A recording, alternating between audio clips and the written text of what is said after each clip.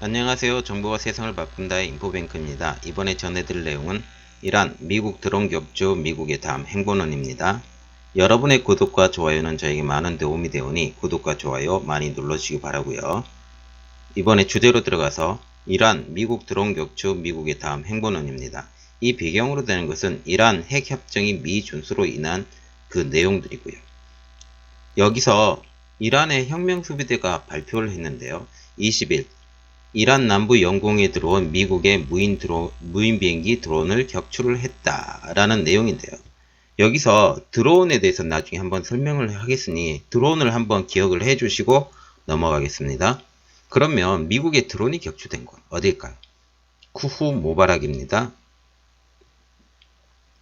여기 호르무즈 해협 바로 옆에 있죠. 이 그림을 좀 기억해 두시고 다음에 또 설명을 해 드리겠습니다. 그러면 격추된 드론의 종류 MQ-4C 트라이톤입니다. RQ-4 글로벌 호크를 해군용으로 변형된 모델이고요. 여기 어떠한 것들로 만들었는지 여기 설명이 되어 있으니까 이거는 나중에 참고해 주시고 어느 회사에서 이것을 지원을 했는지도 지금 나와 있으니까 그 자세한 것을 알고 싶으시면 뭐 회사 이름 나중에 쳐서 들어가시면 자세하게 나와 있습니다. 한번 보시고요.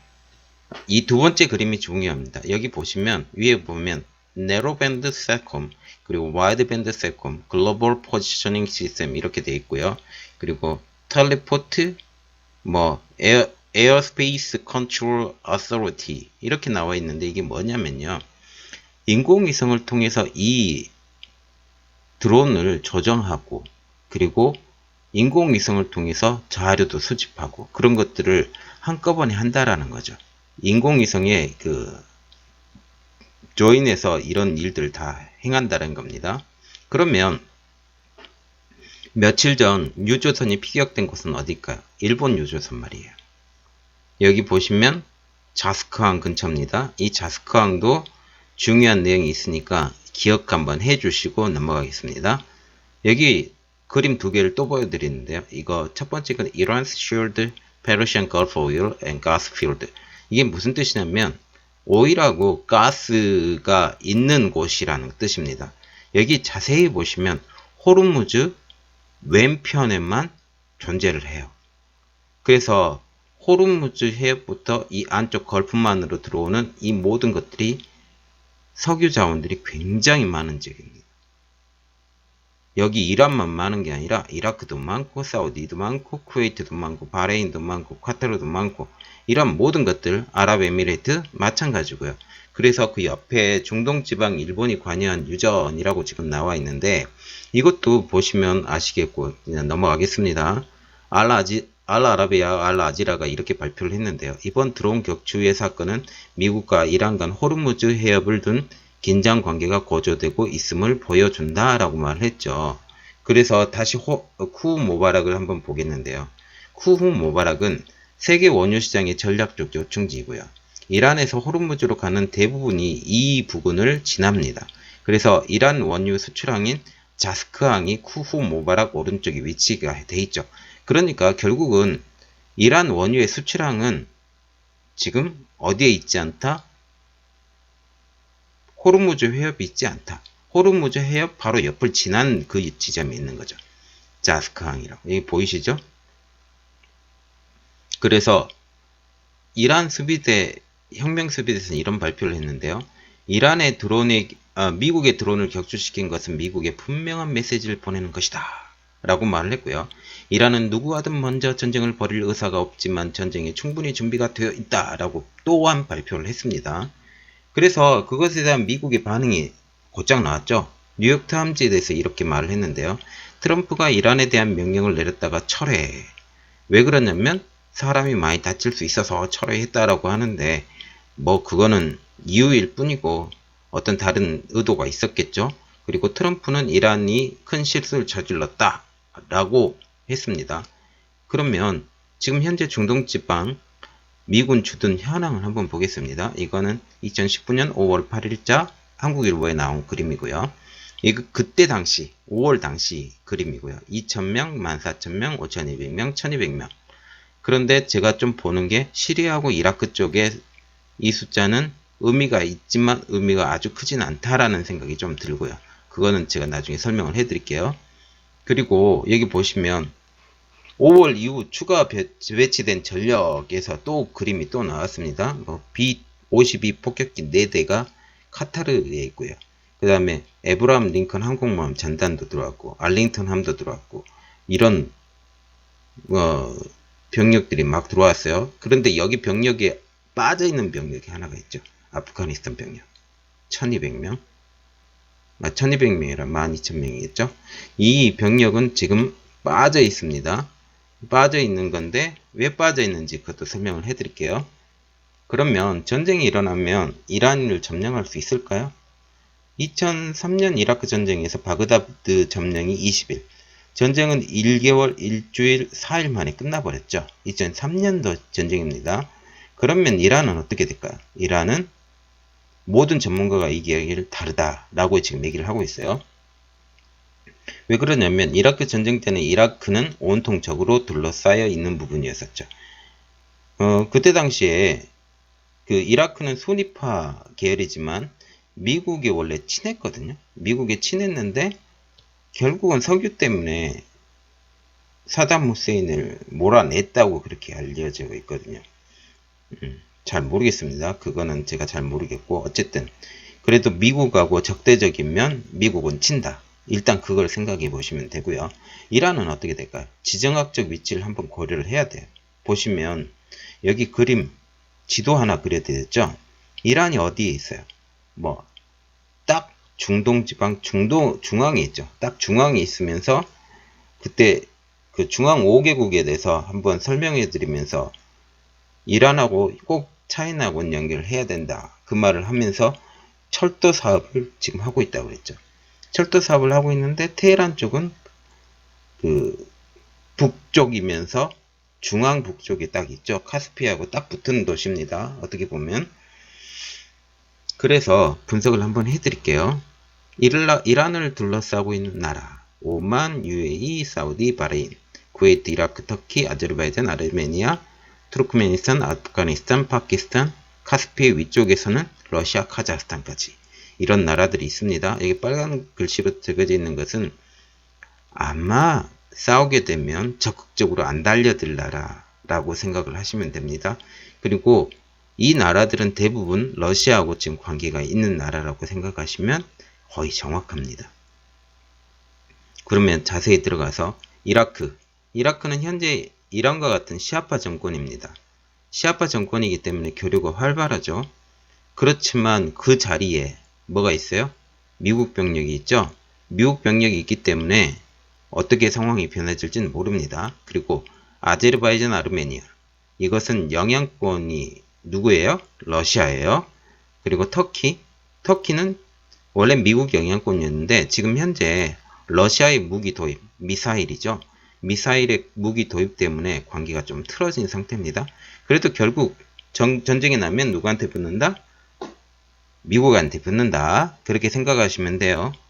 왜 그러냐면 이슬람마바드가 아니죠. 거기 이스탄불하고 그 모든 지역들이 미국에서 많이, 나토에서 많이 커버를 해주기 때문에 그게 꼭 필요하죠. 네 번째, 러시아가 있습니다. 보이지 않는 손으로 작용해요. 제일 중요한 나라죠. 러시아가 어떻게 움직이느냐에 따라서 이것이 장기전으로 갈지, 단기전으로 갈지, 아니면 일어나지 않을지, 그 모든 것들이 해결되는데, 러시아의 신문을 한번 봤더니 어떤 내용이 나왔냐면요. 러시아는 중도를 지킬 것이다 라고 얘기가 나온 것을 봤는데 웃기지 말아랍니다.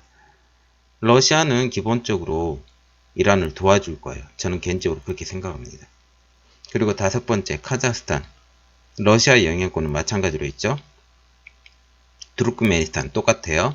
아프가니스탄은 미국이 주둔을 하고 있죠. 그런데 이게 넌센스라는 게 아프가니스탄 자체에도 지금 안정화가 되어 있지 않아요. 동부 국경이 이란 중심지와 너무너무 멀어요. 파키스탄, 친중 성향이 강하죠. 그리고 그쪽은 평지 지방입니다. 아프가니스탄 같은 경우는 산악 지역이었거든요.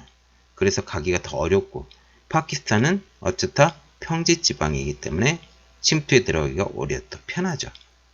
땅으로 간다면 파키스탄하고 가까워져야 돼. 그러면 어떻게 되냐? 우리가 생각을 해봐야 될 거. 현재 IMF를 통해서 구조금융을 받기로 했죠. 왜 이때? 저는 좀 의아했어요. 왜 질질 끌다가 안 해준다고 했다가 왜 이때 IMF를 통해서 구조금융을 받을까? 전 개인적으로 생각하는 거는 이때를 통해서 준비를 하지 않았나 그런 생각을 갖습니다. 그리고 10번째 시리아 러시아 영향력이 여전히 있죠. 이란의 영향력도 있고요. 그러나 IS 퇴치를 위해서 미군이 지금 주둔을 하고 있는 상태입니다. 아까 그림에서 보시다시피. 그리고 사우디아라비아, 바레인, UAE, 쿠웨이트, 오만 다 친미입니다. 현재 미국의 무기의 구매보다 중국의 무기 드론의 구매가 많아져서 예전만큼 미국에서 무기를 안 사줘요. 그래서 지금 뿔따구가 좀 나은 상태입니다. 그래서 제가 드론에 대해서 지금 영상을 만들고 있는데 지금 자료도 별로 없고 그래서 좀 자세하게 만들어서 보여드리려고 준비를 하고 있는 중입니다. 그러면 페르시아만이 전쟁터가 되면 어떻게 될까요? 장기전이 될 가능성이 높다. 누구 때문에? 러시아 때문에. 그래서 러시아 상황을 지켜봐야 된다. 구두로만 지원을 해도 상황은 변한다. 그러면 전격적인 전쟁이 일어나겠어요? 국지적인 전쟁이 일어나겠어요? 어떻게 될 것 같아요? 러시아 상황을 지켜보지 않게 하려면 국지전이 좀 더 쉽지 않겠어요? 드론 통해서? 저는 그렇게 생각합니다. 그리고 그렇게 되면 물론 드론까지 공격용 드론을 쓰겠죠. 공격용 드론이 들어간다고 해도 원유값은 천정부지로 오를 것은 명약관화합니다. 지금 100달러 올라간다는 소리가 있는데 지금 현재 가격은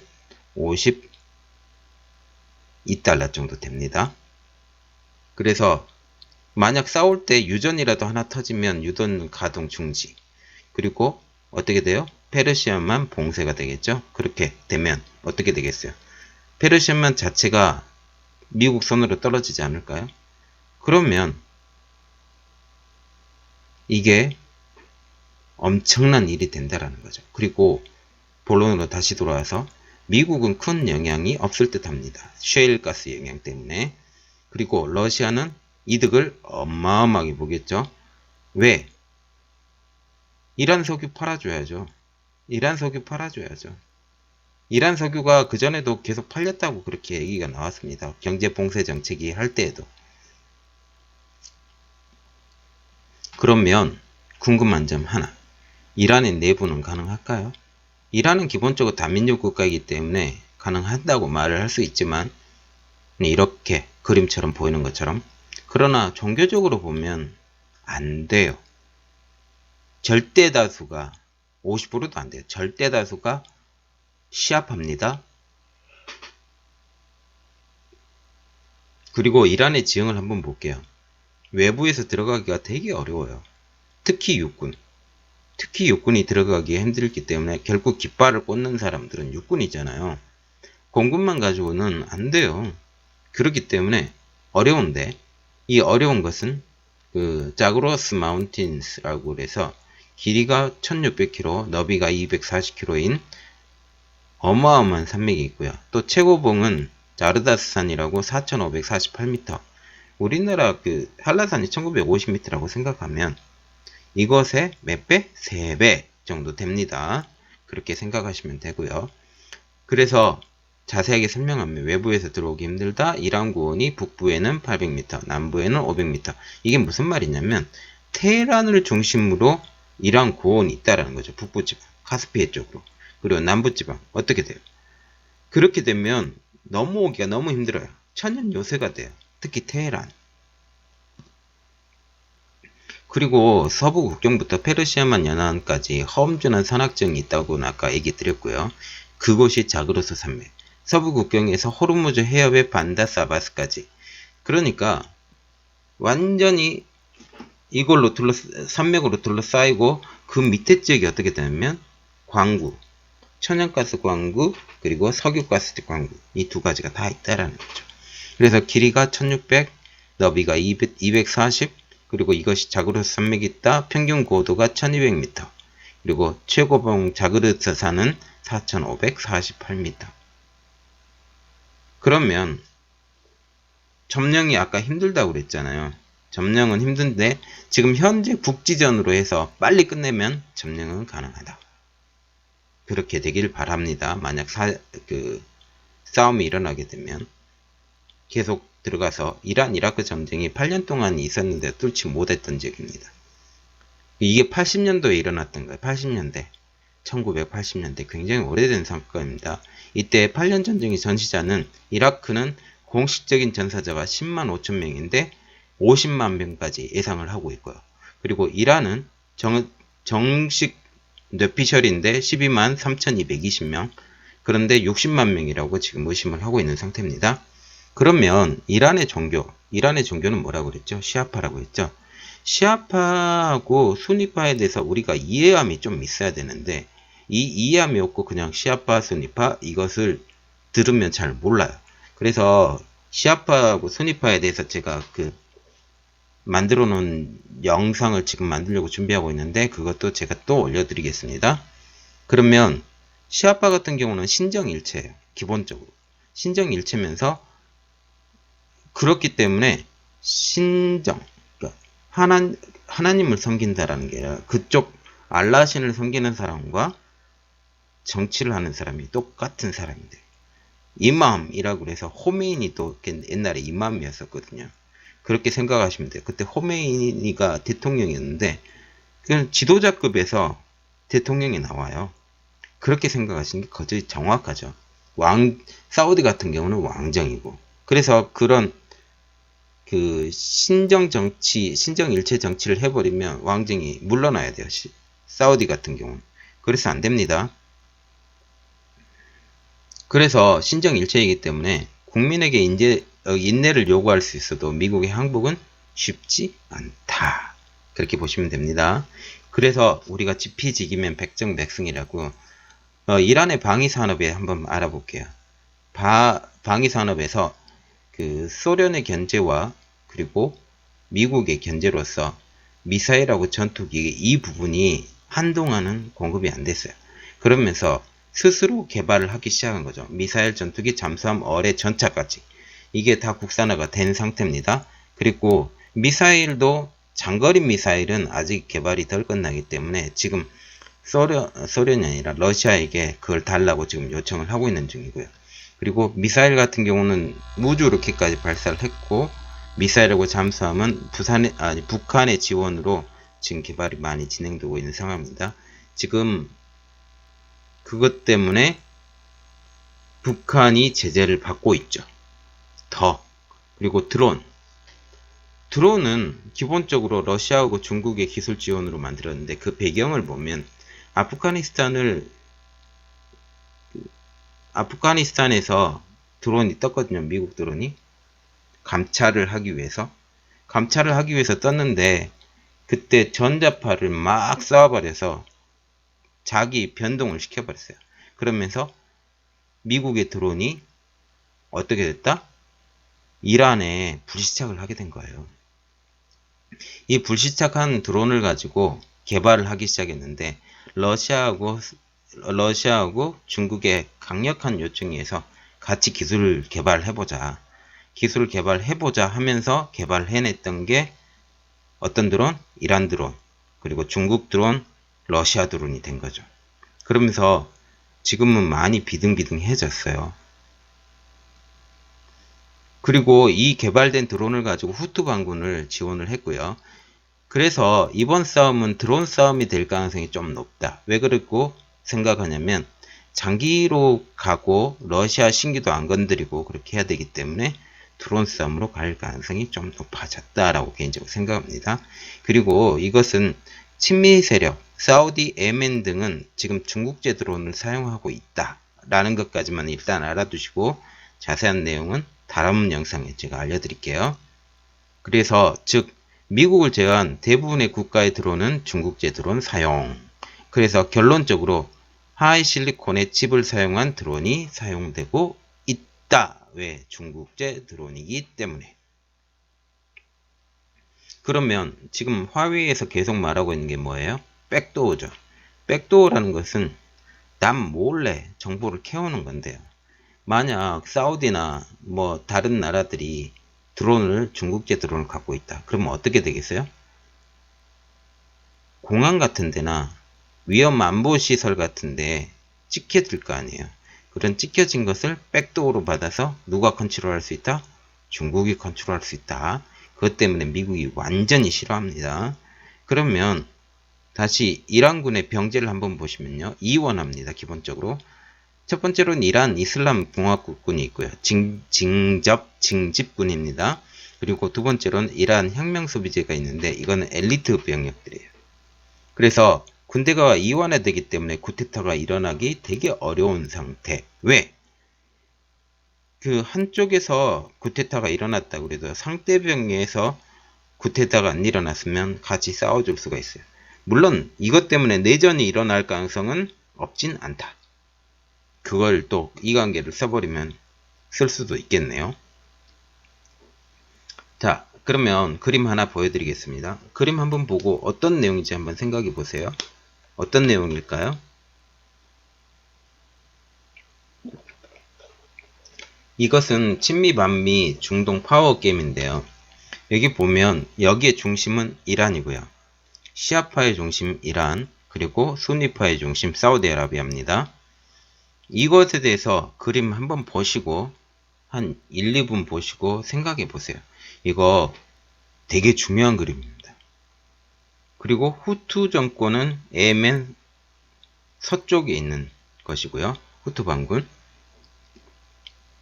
그래서 이걸 설명을 다시 해보면요. 중동의 친이란 세력의 대리전, 이렇게 타이틀을 한번 제가 뽑아봤습니다. 이란의 혁명수비대와 정부군이 따로 있다고 그랬죠. 그런데 이란의 혁명수비대는 어떻게 됐냐면 시리아의 알 아사드 정권과 레바논 헤즈볼라 이곳에 지원을 막 했어요. 그래서 시아파 국가나 세력과 밀접한 관련이 있는 나라들에게 지원을 했습니다. 물론 군사원전은 물론 직접 파견까지 했습니다. 시리아는 5,000명의 혁명수비대가 주둔하고 있고요. 이란에. 그리고 가자 지구 하마스에도 이란이 지원을 하고 있습니다. 즉 이란을 공격하면 동조 차원에서 누구를 공격할 수 있다? 예상 나올까요? 시리아하고 가자 지하고 붙어있는 나라. 딱 하나밖에 없습니다.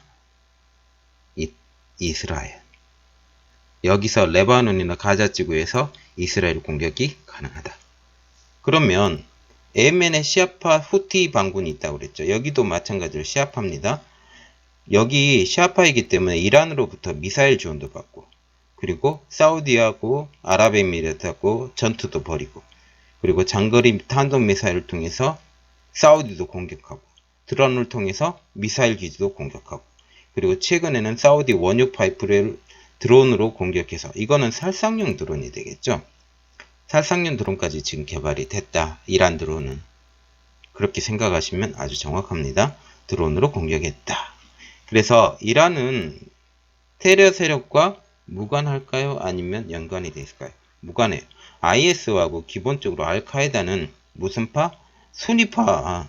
수니파이기 때문에 시아파가 도와줄까? 아니에요. 그래서 생각해보면 아프가니스탄 탈레반은 수니파예요. 그러면 트럼프의 선택지는 어떻게 될까요? 첫 번째, 이란을 공격한다. 두 번째, 이란을 고립시킨다. 여러분들이 어떤 생각을 가졌는지 댓글로 한번 날려보세요. 그러면 제가 한번 정리를 해봐서 몇 프로다 라고 한번 얘기를 해볼게요. 그러면 만약 이란이 흔들리면서 고립을 시킨다면 어떻게 돼요? 공격을 계속 한다고. 아니면 드론이라도 날려줘 버리고, 드론이 거기 국경도 통과해갖고 또 하나 또 떨어지든지 그런 일이 벌어지면 어떻게 될까요? 이란의 경제 봉쇄는 분명히 생기고요. 그리고 우리나라도 이번에 이란 석유 산다고 그렇게 지금 얘기하고 있잖아요. 이번에 기한을 늘려달라 지금 그렇게 얘기를 하고 있는 상태입니다. 그러면 이렇게 경제 봉쇄를 시키면 어떻게 될까요? 호르무즈 해협의 긴장감도 고조되고 유가도 상승하고, 그리고 이번에 트럼프가 공격명령을 내렸다가 취소한 의미가 뭐가 있을까요? 제가 개인적으로 생각하는 것은 호르무즈 해협의 긴장감을 고조합니다. 그리고 페르시아만의 국가들의 줄을 세우겠죠. 그리고 어느 편에 설지 명확하게 해야 됩니다. 즉 공격 시 어느 편에 서야 할지 명확하게 표현을 해야 되는 게 중요합니다. 왜? 무기 때문에. 특히 드론. 다시 본론으로 돌아와서 이 일을 통해서 유가가 상승이 되고요. 전문가들의 예상은 최고 150달러, 저 생각은 최고 200달러까지 올라갈 수 있다고 개인적으로 생각을 하고 있습니다. 그래서 현재는 몇 달러? 51달러에서 52달러 그 정도 됩니다. 배럴당. 그래서 미국의 대응은 어떻게 됐어요? 이란에 사이버 공격을 지금 하고 있거든요. 그래서 모든 걸 다 스톱시킬 수 있는 사이버 공격, 그리고 비행 금지 구역을 재설정을 했습니다. 그러면 비행 금지 구역을 설정을 하게 되면 어떻게 돼요? 그 위로 비행기가 지나가지 말아거든요. 비행기 왜 지나가면 안 되냐면 누구가 거기라도 공격을 한번 해봐요. 큰 난리 납니다. 나는 볼턴을 이스라엘로 보내서 다른 이야기들을 할 수 있게 해줬고요. 현재 이스라엘의 반응은 네타냐후 총리 같은 경우는 미국에 발맞춰 우리가 열심히 살아보자, 그런 식으로 얘기했거든요. 그리고 볼턴과 대화를 했는데 볼턴이 어떤 말을 했냐면 미국의 무인 항공기의 격추에 대해서 보복하지 않았다는 것에 대해서 오해하면 안 된다. 이 말은 내가 힘이 있는데 그 힘을 안 보여줬을 뿐이지 너희들이 그 힘에 대해서 무시하지 마라, 이 말이거든요.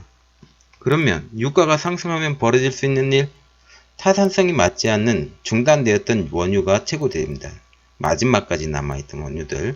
그래서 해상 광구가 개발이 되고 드릴십을 통한 개발이 일어날 거고, 셰일가스 채굴이 활성화가 될 것이고, 그래서 채굴 단가가 맞지 않아서 셰일가스가 채굴이 안 됐는데 다시 리오픈 하겠다, 그럴 것 같아요. 그러면 여기서 제일 많이 이득을 볼 나라, 당연히 미국이에요. 줄 세우기 하잖아요 지금. 그리고 러시아. 그러면 이란의 원유 제재로 영향을 가장 많이 받을 나라 중국입니다. 현재 중국은 시노펙을 통해서 미국 제재임에도 불구하고 이란과 30억 달러 투자를 제안을 했습니다. 그러면 중국의 입장은 어떻게 될까요? 커다란 공급선이 끊긴 겁니다. 원유에 대해서. 그러면 현재 중국의 원유 자원 의존도 약 40% 정도 되고요. 지금은 점점 늘려져서 80%까지 올라갈 수 있다고 지금 그 이야기들이 나오고 있습니다. 그러면 중국의 선택, 다른 원유 공급선 확보 필수, 그리고 셰일가스 개발. 그래서 요즘 발생하는 수천성의 지진이 이 셰일가스 개발 때문에 일어나지 않는 제가 의심을 좀 하고 있습니다. 이거는 지나가는 걸로 한번 봐주시고요. 조선주 특별히 보면 드릴십하고 프린트가 될 수 있습니다. 채굴 과정을 한번 보면요. 여기 중요한 거는 폭약을 넣고 구멍을 뚫어서 채굴을 한대요. 그리고 여기서 그림 하나 더 보여드렸는데 셰일가스 상위 10개국, 셰일 오일 상위 10개국, 이건 참조해 주시면 되고요. 그리고 중국의 셰일가스 매장 지역은 수찬성하고 신장 유구르. 그래서 스촨성 같은 경우는 지진이 지금 많이 발생하고 있는데 이 지진이 영향이 있는지 보고요. 그리고 신장 유구르 같은 경우는 서방 세계의 독립에 대한 많은 관심을 갖는데 여기서 억압하는 방법 제일 빠른 것은 어떻게 돼요? 모양을 한 드론을 가지고 얘네들을 감시를 하는 거죠. 자, 여기서 보면 이 자체가 그냥 이란하고 미국의 문제인 것 같았는데 그게 아닙니다. 지금 이란하고 미국하고 러시아하고 중국하고 상호 역학적인 관계입니다. 오늘 내용은 여기까지였고요. 다음 영상에서 또 좋은 영상을 만들어서 봐보겠습니다. 감사합니다.